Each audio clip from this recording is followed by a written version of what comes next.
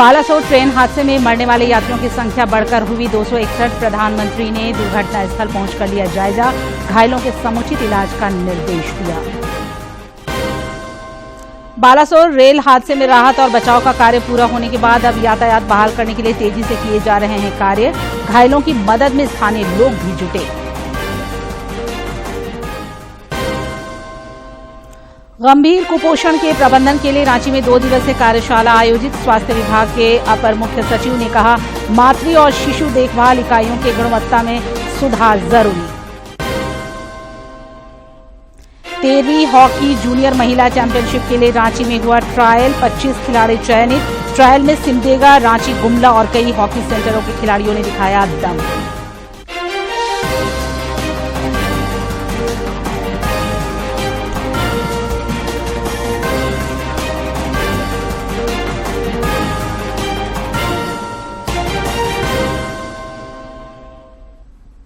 नमस्कार, खबरें झारखंड में आपका स्वागत है। मैं हूं निशा दीपिका सोरेन और अब समाचार विस्तार से। ओडिशा के बालासोर में भीषण रेल हादसे में मृतकों की संख्या बढ़कर 261 हो चुकी है, जबकि 9 से ज्यादा लोग घायल हैं। प्रधानमंत्री नरेंद्र मोदी ने दुर्घटना स्थल पर पहुंचकर हालात का जायजा लिया।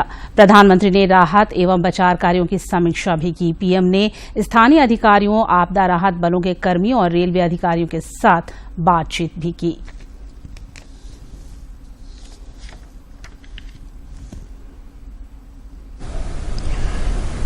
प्रधानमंत्री नरेंद्र मोदी ने घायलों से मुलाकात की, उनका हालचाल जाना। ये उस समय के दृश्य हैं जब प्रधानमंत्री घायलों से बातचीत कर रहे थे। स्वयं अस्पताल जाकर उनका हाल उन्होंने जाना। बेहद भावुक कर देने वाले, बेहद महत्वपूर्ण ये दृश्य हैं उस समय के जब प्रधानमंत्री स्वयं घायलों से एक अभिभावक की तरह बातचीत कर रहे हैं, उनका हालचाल जान रहे हैं, उन्हें एक संबल दे रहे हैं कि उनके साथ सरकार खड़ी है, उनके पीछे सरकार खड़ी है, उन्हें परेशान होने की या चिंता करने की जरूरत नहीं है, उनकी हर संभव मदद की जा रही है। हादसे पर असहनीय वेदना प्रधानमंत्री नरेंद्र मोदी ने बालेश्वर रेल दुर्घटना से संबंधित स्थिति की समीक्षा के लिए आज उच्च स्तरीय बैठक की अध्यक्षता की।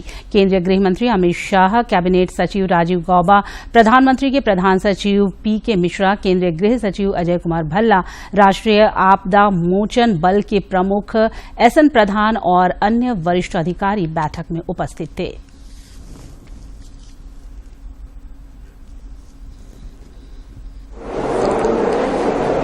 और अनेक राज्यों के नागरिक इस यात्रा में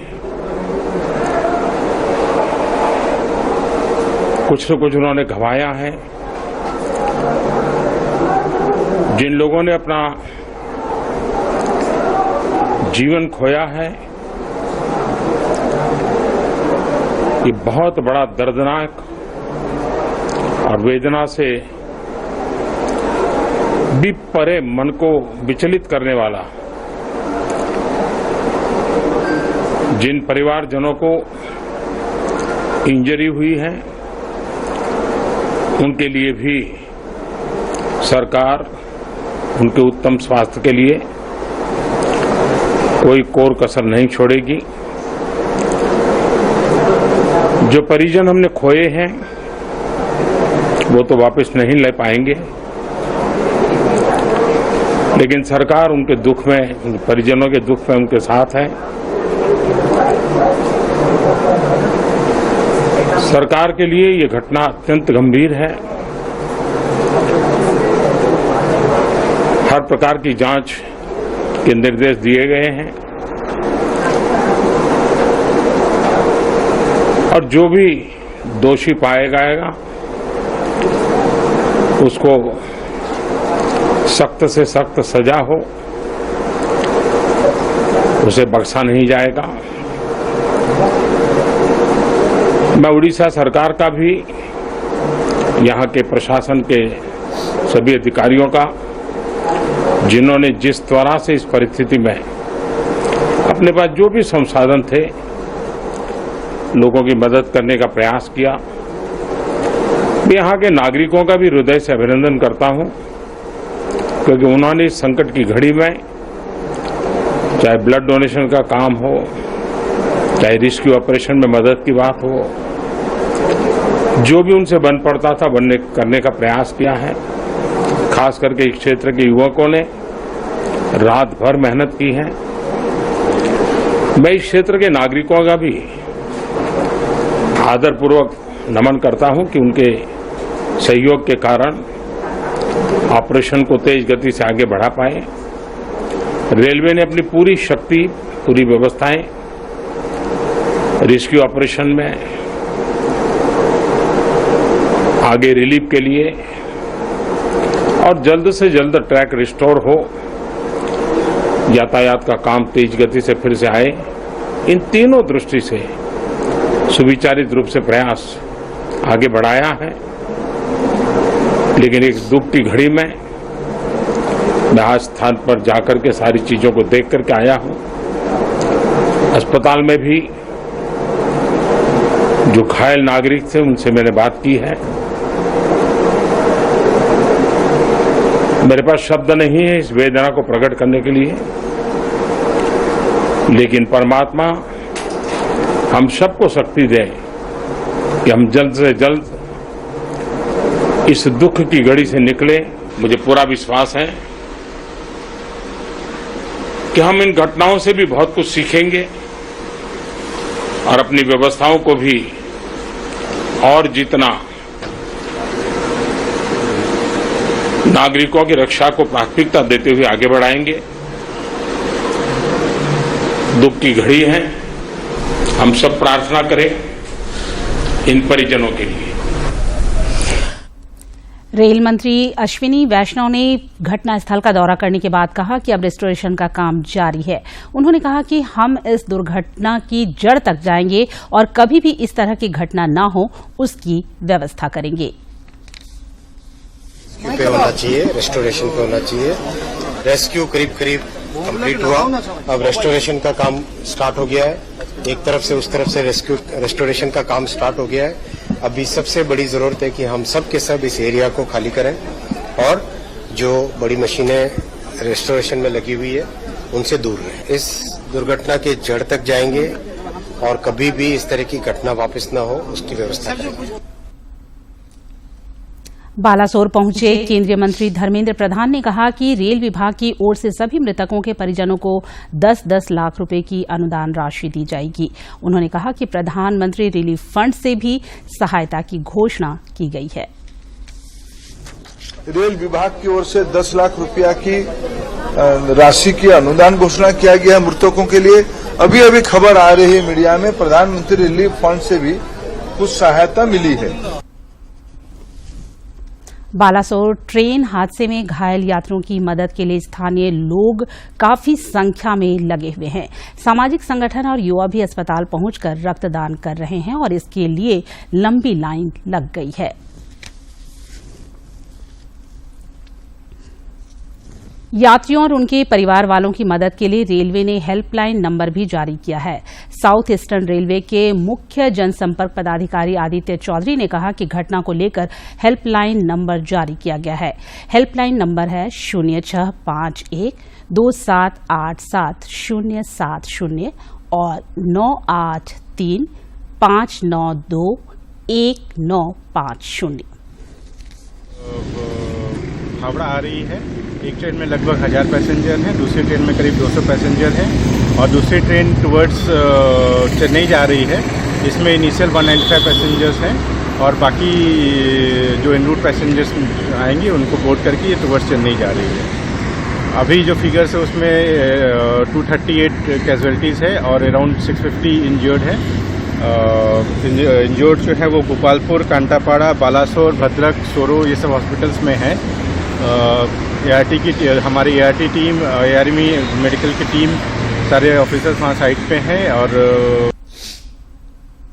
विधानसभा अध्यक्ष रविन्द्रनाथ महतो ने ट्रेन दुर्घटना के शिकार हुए लोगों के प्रति अपना दुख और संवेदना प्रकट किया है। उन्होंने कहा कि घटना में लगातार मृतकों की संख्या बढ़ने से मन काफी विचलित है। भाजपा के राष्ट्रीय उपाध्यक्ष और पूर्व मुख्यमंत्री रघुवर दास ने भी इस दुर्घटना पर दुख प्रकट किया है। उन्होंने कहा कि ट्रेन की हृदय विदारक घटना में बड़ी संख्या में लोगों के हताहत होने के समाचार से मन द्रवित है। ईश्वर से प्रार्थना है कि हादसे में मृतकों की आत्मा को शांति और घायलों को जल्द से जल्द स्वास्थ्य लाभ प्रदान करे। भारतीय जनता पार्टी ने ओडिशा में हुए इस दर्दनाक ट्रेन दुर्घटना के कारण आज के अपने सभी सांगठनिक कार्यक्रम स्थगित कर दिए हैं। देश भर में होने वाले अपने सारे कार्यक्रमों को आज के लिए स्थगित कर दिया है। जेपी नड्डा ने कहा कि मैं परमपिता परमेश्वर से शोक संतप्त परिवारों को इस असहनीय पीड़ा को सहने की शक्ति प्रदान करने की कामना करता हूँ। ईश्वर मृत आत्माओं को अपने चरणों में स्थान दे। प्रधानमंत्री नरेंद्र मोदी अपनी अमेरिकी यात्रा के दौरान 22 जुलाई को अमेरिकी कांग्रेस को संबोधित करेंगे। अमेरिका ने कहा कि संयुक्त बैठक को संबोधित करने के लिए पीएम मोदी को आमंत्रित करना हमारे लिए सम्मान की बात है। एक बयान में उन्होंने कहा कि अमेरिकी प्रतिनिधि सभा और सीनेट के नेतृत्व की ओर से आपको 22 जून को कांग्रेस की एक संयुक्त बैठक को संबोधित करने के लिए आमंत्रित करना हमारे लिए सम्मान की बात है। ये दूसरा मौका है जब प्रधानमंत्री नरेंद्र मोदी अमेरिकी संसद के संयुक्त सत्र को संबोधित करेंगे। खूंटी पुलिस लगातार उग्रवादी संगठनों पर शिकंजा कसने लगी है। इसी क्रम में आज फिर नए उग्रवादी संगठन ब्लैक टाइगर के 4 नक्सलियों को हथियार के साथ गिरफ्तार किया गया है। गिरफ्तार नक्सलियों में अजय धान, चंदन होरो, जतरू हेरेंज और मनी मुंडा शामिल हैं। पुलिस पदाधिकारी ने बताया कि इन नक्सलियों के पास से एक देशी कार्बाइन, 315 बोर का एक राइफल, 12 बोर का एक देशी बंदूक, 10 जिंदा कारतूस, 3 मोबाइल और नक्सली पर्चा बरामद हुआ है। जिनके पास से हथियार, गोली और पीएलएफआई का पर्चा को बरामद किया गया है। यह बात उल्लेखनीय है कि इसमें जो पर्चा मिला है उस पर्चे में और लोगों से पूछताछ में जो बात जो सामने आई है कि इनके द्वारा पीएलएफआई संगठन की उप शाखा ब्लैक टाइगर के नाम से एक स्प्लिंटर ग्रुप चलाने का प्रयास किया जा रहा था। रिम्स के सेंटर ऑफ एक्सीलेंस की ओर से आज गंभीर कुपोषण के प्रबंधन को लेकर 2 दिवसीय राज्य स्तरीय कार्यशाला का आयोजन किया गया। कार्यशाला का शुभारंभ करते हुए अपर मुख्य सचिव अरुण कुमार सिंह ने कहा कि 73% ग्रामीण आबादी तक मानक सुविधाएं नहीं पहुंच पा रही हैं। ऐसे में बच्चों में कुपोषण और जनदोष स्वाभाविक है। उन्होंने मातृ और शिशु देखभाल इकाइयों को प्रदान की जाने वाली सेवाओं की गुणवत्ता में सुधार करने पर जोर दिया। इस दौरान अन्य वक्ताओं ने भी अपने विचार रखे। मणिपुर में हालात अब धीरे धीरे सामान्य होते जा रहे हैं। से इनका ध्यान रखा जा रहा है और किस तरीके से नवजात जो बच्चे हैं उनका ध्यान रखा जा रहा है। यहाँ पर ऐसे तो ये मणिपुर में बहुत सारे महिलाएं, गर्भवती महिला, लैक्टेटिंग मदर सभी जगह पर अलग अलग डिस्ट्रिक्ट पे लग रही है। जैसे कच्चिंग में, थौबाल में, इम्फाल ईस्ट में, इम्फाल वेस्ट में सभी जगह पर है। 57 से ज्यादा पर अलग जगह पर है। पिकअप करके घर में गया, ऐसे गए। आज भी अभी हॉस्पिटल में एक नागामापाल से एक महिला को डिलीवरी के लिए भेजे हैं और यहाँ से भी आज डिलीवरी के लिए एक आएंगी। यहाँ पर पूरा टोटल 32 है और यहाँ पर ये जो कार्यक्रम जो महिलाओं का काम कर रही है, खास करके मणिपुर के बीजेपी की प्रेसिडेंट ये छाडा देवी के तरफ से चल रही है। इनके साथ साथ बैलेंस डाइट और बच्चों को अपनापन, जैसे इन्होंने अपना घर छोड़ के छाडा देवी ने अपनापन जैसे सभी के साथ यहाँ पर देखभाल कर रही है। इसके साथ साथ ओबीसी मोर्चा के प्रेसिडेंट रांची के उपायुक्त राहुल कुमार सिन्हा ने आज समाहरणालय परिसर से जेबीएनएल के बिजली बिल ब्याज माफी योजना के तहत 1 टाइम सेटलमेंट ओटीएस रथ को रवाना किया। उपायुक्त ने बताया कि ओटीएस रथ के माध्यम से जिला के शहरी एवं ग्रामीण क्षेत्रों में योजना का प्रचार प्रसार किया जाएगा।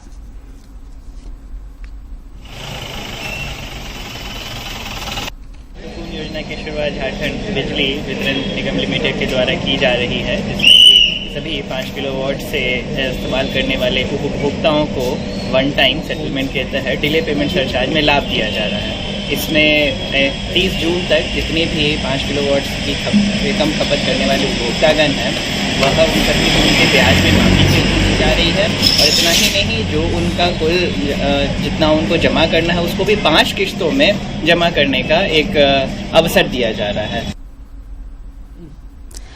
वहीं JBVNL के महाप्रबंधक PK श्रीवास्तव ने वन टाइम सेटलमेंट स्कीम ब्याज माफी योजना के अंतर्गत मिलने वाले लाभों के बारे में जानकारी दी। जिनका लोड 5 किलोवाट तक है और प्लस जिनका 31/12/2022 तक का जो भी बिजली बिल है उससे उनके बिल से सूद की राशि माफ करते हुए जितना भी मूल राशि होता है उसमें 5 इंस्टॉलमेंट वो रुपया पेमेंट कर सकते हैं। ये योजना 30 जून तक ही चालू रहेगी। आप लोग के माध्यम से हर लोगों से मेरा अपील रहेगा कि आकर के अधिक से अधिक संख्या में आकर के ऑफिस आकर के इस योजना 3 दिवसीय झारखंड पुलिस महाधिवेशन का आयोजन 15 जून से होगा। पुलिस मेंस एसोसिएशन के अध्यक्ष ने इस कार्यक्रम से संबंधित जानकारी आज प्रेस कॉन्फ्रेंस के जरिए साझा की। उन्होंने बताया कि इस दौरान पुलिस संगठन का 103वां स्थापना दिवस मनाया जाना है। हमने घोषणा कर दिया और संगठन समाप्त हो गया। संगठन ये वर्तमान का संगठन 16 तारीख तक यही संगठन के नेतृत्व में सारे कार्य किए जाएंगे, सारी व्यवस्था किए जाएंगे। उनका काम डेलीगेट्स की सूची उनको दे दिया गया है और डेलीगेट्स की सूची के अनुरूप रांची जिला महिला कांग्रेस की अध्यक्ष नीतू देवी ने कहा कि बहुत ही दुख की बात है कि जो महिला पहलवान देश के लिए मेडल लाकर देश का नाम रोशन करती है वह महिला पहलवान आज सड़कों पर उतरकर आंदोलन कर रही है।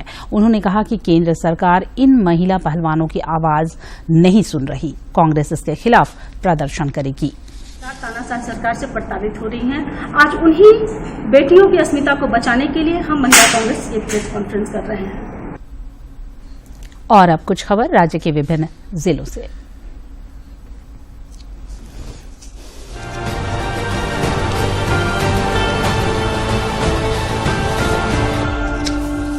केंद्र सरकार के 9 साल पूरा होने पर रांची के अटल स्मृति वेंडर मार्केट में आयोजित समारोह में विधायक CP सिंह शामिल हुए। उन्होंने कहा कि प्रधानमंत्री नरेंद्र मोदी की दूरदर्शिता ने भारत की जनता को मूलभूत समस्याओं से मुक्त कर दिया है। विधायक पूर्णिमा नीरज सिंह और महागामा विधायक दीपिका पांडे सिंह ने भीषण गर्मी के मद्देनजर धनबाद के झरिया में निर्बाध विद्युत आपूर्ति को लेकर ऊर्जा विभाग के प्रधान सचिव अविनाश कुमार और JVNL के निदेशक KK वर्मा से मुलाकात की। इस दौरान इन अधिकारियों ने समस्याओं के तत्काल निदान के लिए दूरभाष पर कर्मियों को निर्देशित किया। इधर ग्रामीण क्षेत्रों की विद्युत समस्या को लेकर जमशेदपुर सांसद विद्युत वरण महतो ने विद्युत अधीक्षण अभियंता दीपक कुमार से मुलाकात की। सांसद ने मुख्य रूप से हड़िया जियान के पास लोढ़ाचोली और बेलाजुड़ी में सब स्टेशन और पटमदा में पावर ग्रिड निर्माण की मांग के साथ ही जुगसलाई विस क्षेत्र की समस्याओं को भी रखा। पश्चिमी सिंहभूम के पाताहातू में आकांक्षी जिला मध्य से संचालित कौशल विकास केंद्र से प्रशिक्षित 28 प्रशिक्षुओं का चयन पुणे तथा जमशेदपुर की कंपनी में हुआ है। जिला समाहरणालय परिसर में इन प्रशिक्षुओं को ऑफर लेटर प्रदान किया गया। पाकुड़ जिले के महेशपुर प्रखंड निरीक्षण करने पहुंचे DC वरुण रंजन ने बासमती पुल के नीचे शिवरामपुर बालूघाट में छापा मारकर बालू लदे 7 ट्रैक्टरों को जब्त किया। वहीं इस छापेमारी में एक व्यक्ति को हिरासत में भी लिया गया है। दुमका ACB की टीम ने साहेबगंज जिले के लखीपुर पंचायत के मुखिया शिवधर मड़ैया को 5,000 रुपया घूस लेते रंगे हाथ गिरफ्तार किया है। टीम में करीब 1 दर्जन से अधिक अधिकारी और पुलिस जवान शामिल थे। जमशेदपुर समाहरणालय परिसर से उपायुक्त विजया जाधव द्वारा ऊर्जा विभाग के जागरूकता रथ को हरी झंडी दिखाकर रवाना किया गया। इस अवसर पर उपायुक्त ने कहा कि सरकार द्वारा 100 यूनिट मुक्त बिजली की योजना हो या बिजली बिल ब्याज माफी की योजना, इन सभी को लेकर लोगों को जागरूक किया जाएगा। खूंटी जिले के कर्रा थाना क्षेत्र स्थित कुल्लूहुटू जंगल में ड्यूटी जाने के दौरान HEC कर्मी रंजीत के सिर पर गोली मारकर हत्या कर दी गई। जानकारी के अनुसार रंजीत जमीन कारोबार से जुड़ा था। आशंका जताई जा रही है कि जमीन विवाद को लेकर रंजीत की हत्या की गई है। पलामू के सतबरवा थाना क्षेत्र अंतर्गत ठेमा गांव में बदमाशों ने जेसीबी मशीन में पेट्रोल डालकर आग लगा दी, जिसमें जेसीबी पूरी तरह जलकर नष्ट हो गई। पुलिस के सहयोग से ग्रामीणों ने जेसीबी मशीन में लगी आग को बुझाने का भी प्रयास किया, लेकिन सफलता नहीं मिली। पुलिस ने मशीन के संचालक से जरूरी जानकारी ली है। आदिवासी सरना विकास समिति के तत्वावधान में आज 8 जोड़ों का सामूहिक विवाह कराया गया। रांची के सेक्टर 3 स्थित सरहुल पूजा स्थल पर आयोजित कार्यक्रम में इन जोड़ों ने शादी की रस्म निभाई।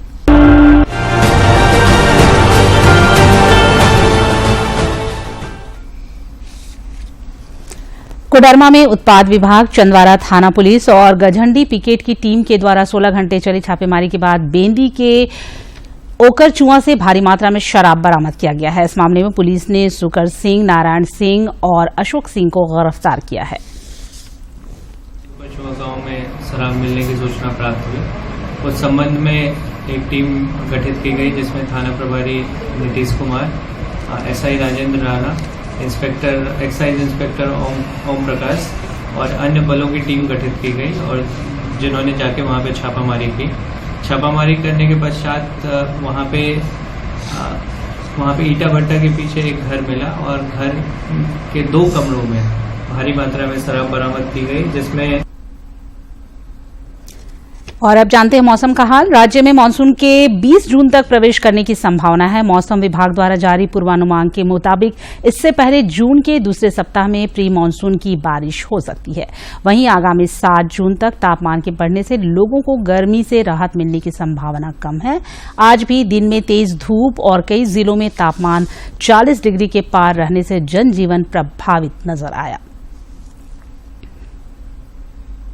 और अब एक नजर डालते हैं प्रमुख शहरों के आज के तापमान पर।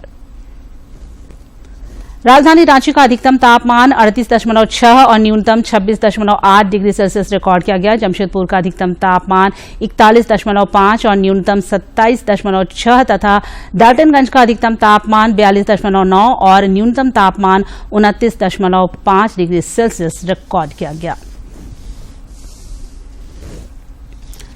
27 जून से 7 जुलाई तक राउरकेला, उड़ीसा में आयोजित होने वाले 13वीं हॉकी इंडिया जूनियर महिला हॉकी चैंपियनशिप के लिए आज झारखंड टीम का ट्रायल हुआ।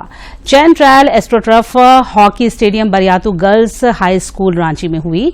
चयन ट्रायल में झारखंड के सिमडेगा, रांची, गुमला, खूंटी जिला सहित झारखंड सरकार खेल विभाग द्वारा संचालित एकलव्य हॉकी सेंटर सहित विभिन्न आवासीय सेंटर के कुल 66 महिला खिलाड़ी शामिल हुए, जिसमें से 25 खिलाड़ियों को चयनित किया गया। इनमें से बेहतर 18 खिलाड़ियों को झारखंड टीम में शामिल किया जाएगा। मिशन लाइफ के तहत आज मोराबादी के बापू कुटिया से वन सभागार तक वन एवं जलवायु परिवर्तन विभाग की ओर से साइकिल रैली का आयोजन किया गया। विश्व साइकिल दिवस के अवसर पर साइकिल रैली के माध्यम से पर्यावरण के अनुकूल जीवन शैली अपनाने पर जोर दिया गया। यह रैली वन विभाग के अपर मुख्य सचिव एल ख्यांगते और प्रधान मुख्य वन एवं वन बल प्रमुख संजय श्रीवास्तव के नेतृत्व में लगभग 12 किलोमीटर की दूरी तय की।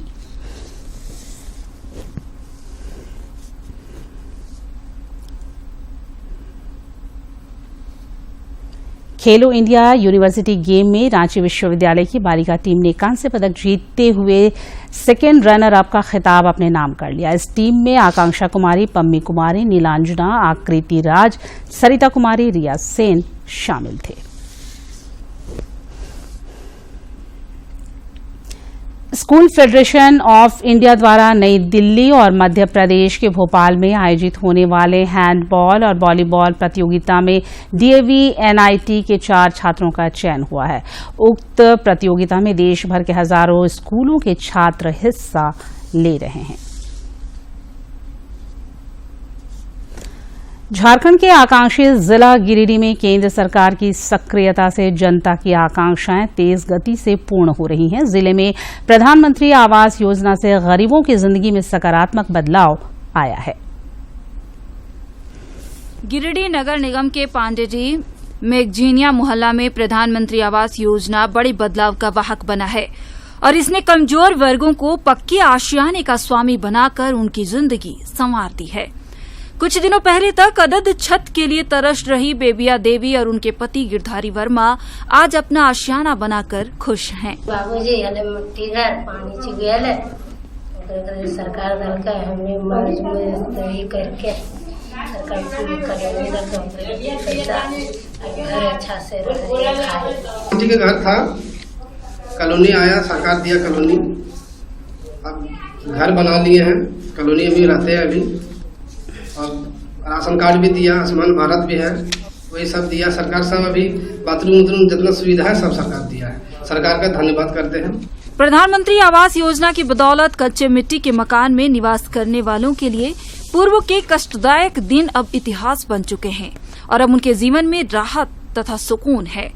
जिंदगी में आए इस सुखद बदलाव से लाभार्थियों की जुबान पर केंद्र सरकार के लिए आज सिर्फ और सिर्फ आशीर्वाद और दुआएं हैं। मिट्टी का घर था, खपड़ा का घर था, पानी चुभता था, बारिश होने के समय पानी चुभता था, फिर मोदी जी ने पक्का घर दिया, मकान दिया, गैस दिया, इसके लिए धन्यवाद मोदी जी। मिट्टी का घर था, उसमें बहुत पानी होने गिरता था, बारिश होते थे उस समय, तो मोदी सरकार ने पक्का का घर दिया, उसमें हम लोग बहुत खुश है, धन्यवाद।